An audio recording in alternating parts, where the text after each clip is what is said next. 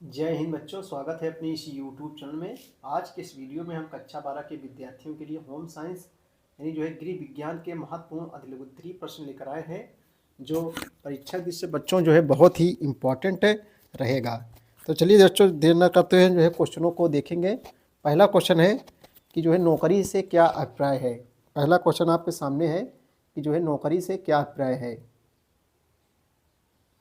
तो चलिए इसका उत्तर हम लोग देखेंगे।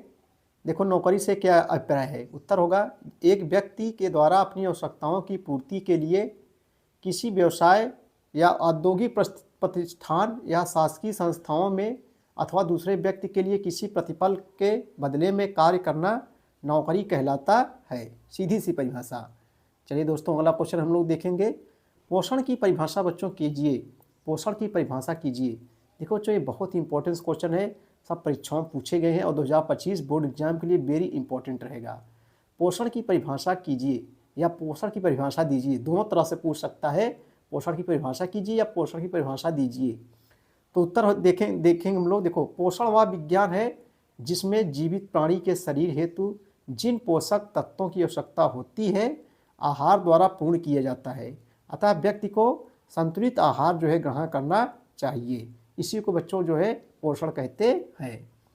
चलिए अगला क्वेश्चन देखेंगे। देखो, बहुत कठिन क्वेश्चन नहीं है, बहुत सरल क्वेश्चन है। बौनापन क्या है दोस्तों? ये सीधी सी परिभाषा है, बच्चों सभी जानते हैं। बौना किसे कहते हैं? जो छोटा आदमी होता है, नाटा कटका, उस वही बौना होता है। आप देखे भी होंगे गाँव में। तो बच्चों बौनापन क्या है? देखो उत्तर देखेंगे हम लोग। कुपोषण के कारण बच्चे की शारीरिक वृद्धि रुक जाती है, जिसके कारण वयस्क होने पर उसके शरीर का कद छोटा रह जाता है।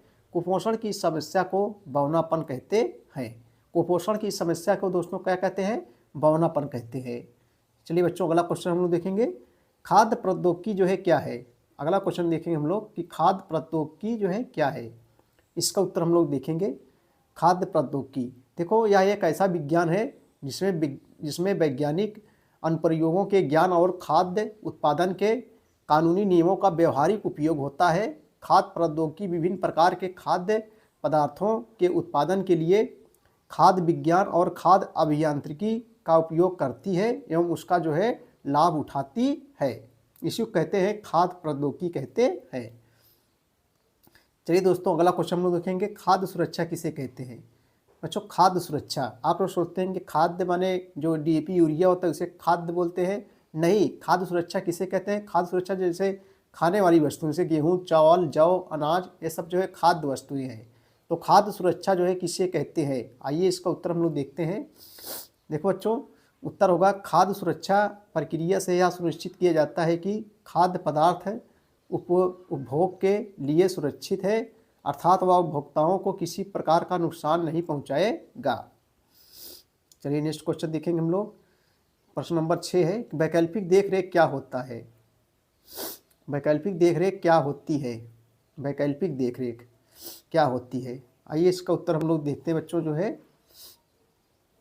देखो, उत्तर, माता पिता की अनुपस्थिति में बच्चों की मूल आवश्यकताओं को पूरा करने के लिए उसकी देखभाल करना वैकल्पिक देखरेख कहलाता है। माता पिता की अनुपस्थिति में बच्चे की मूल आवश्यकताओं को पूरा करने के लिए उनकी देखभाल करना वैकल्पिक देखरेख कहलाता है। ठीक है भैया। चलो बच्चों, बहुत सरल क्वेश्चन है, बहुत कठिन क्वेश्चन नहीं होते हैं। अगला क्वेश्चन है, प्रश्न नंबर 7 है कि ICDS क्या है? ICDS क्या है? तो आइए इसका उत्तर हम लोग देखते हैं। IDS यह विश्व का सबसे बड़ा आरंभिक बाल्यावस्था कार्यक्रम है।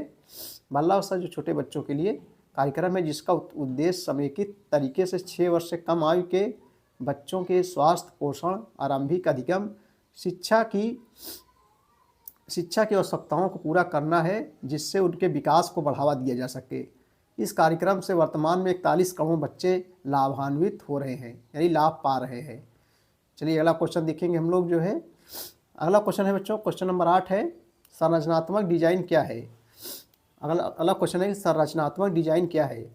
इसका उत्तर देखेंगे हम लोग। देखो, संरचनात्मक डिजाइन किसी वस्तु के रूप, रंग, बनावट, आकार आदि से बनाया जाता है। यह सजावट पर निर्भर न रहकर रूप पर निर्भर करता है। इसी को कहते हैं संरचनात्मक डिजाइन। अगला क्वेश्चन है कि फैशन क्या है दोस्तों? फैशन क्या है? चलो अगला क्वेश्चन देखेंगे कि फैशन जो है क्या है। इसका उत्तर देखेंगे। देखो, फैशन एक शैली या शैलियाँ हैं जो किसी एक समय अवधि में सर्वाधिक प्रचलन में रहती है। नेक्स्ट क्वेश्चन है, अस्पतालों में वस्त्रों की धुलाई में किस बात का विशेष ध्यान रखा जाता है। अस्पतालों में वस्त्रों की धुलाई में किस बात का विशेष ध्यान रखा जाता है। आइए इसका उत्तर हम लोग देखेंगे। देखो, अस्पतालों में वस्त्रों की धुलाई में इस बात का विशेष ध्यान रखा जाता है कि वस्त्र स्वच्छ और बैक्टीरिया मुक्त हो। बैक्टीरिया में से होता है जीवाणु, हिंदी में जीवाणु बोला जाता है। बैक्टीरिया बच्चों मुक्त हो, जिससे मरीज को किसी तरह का संक्रमण ना हो। अतिथि चक्र क्या है, इसके कारणों के नाम लिखिए। अगला क्वेश्चन हम लोग देखेंगे कि अतिथि चक्र क्या है, इसके कारणों, इसके जो है चरणों के नाम लिखिए। अतिथि चक्र क्या है, इसके चरणों के नाम लिखिए। तो उत्तर देखेंगे। देखो, अतिथि चक्र में अतिथि के होटल में आगमन से उसके प्रस्थान का समायोजन होता है। इसमें 4 अवस्थाएं होती हैं। पहला पूर्ण आगमन, दूसरा आगमन, तीसरा कमरे पर अधिपत्य, चौथा है जो है प्रस्थान। चलिए नेक्स्ट क्वेश्चन की ओर हम लोग चलेंगे। उपभोक्ता को परिभाषित कीजिए। उपभोक्ता। अब देखो बच्चों, 2 क्वेश्चन आते हैं। पहला क्वेश्चन आता है कि उत्पादन किसे कहते हैं, दूसरा उपभोक्ता किसे कहते हैं। तो देखो, जो किसी वस्तु का उत्पादन करता है उसे उत्पादकता बोलते हैं, और जो किसी वस्तु उस वस्तु को जो खरीदता है, यानी जो है उस वस्तु को जो खरीदता है उसे उपभोक्ता कहते हैं। समझ गए कि नहीं। अब जो उत्पादन करता है उसे उत्पादकता बोलते हैं, जो उपभोग करता है यानी खरीदता है वस्तु को उसे उपभोक्ता बोलते हैं। तो उपभोक्ता को परिभाषित कीजिए। आइए इसका उत्तर देखते हैं हम लोग।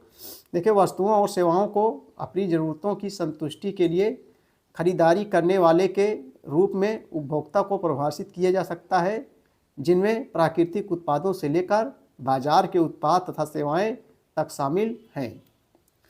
उपभोक्ता कहलाता है। संचार को परिभाषित कीजिए। बहुत सरली परिभाषा बच्चों, बहुत सरल है। संचार आप लोग जानते हो, जिसको फैलाव बोलते हैं।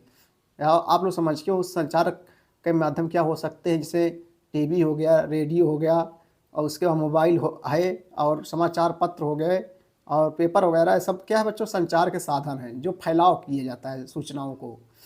तो उत्तर देखेंगे। किसी भाषण, लेख, संकेत या व्यवहार के माध्यम से विचार, सूचना, संदेश इत्यादि का आदान प्रदान ही संचार कहलाता है। संप्रेषण क्या है। अब देखो बच्चों, संप्रेषण 2 या 2 से अधिक, संप्रेषण माने भी फैलाव होता है।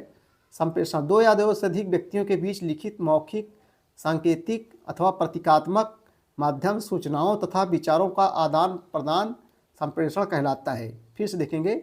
2 या 2 से अधिक व्यक्तियों के बीच लिखित, मौखिक, सांकेतिक अथवा प्रतीकात्मक माध्यम से सूचनाओं तथा विचारों का आदान प्रदान संप्रेषण कहलाता है।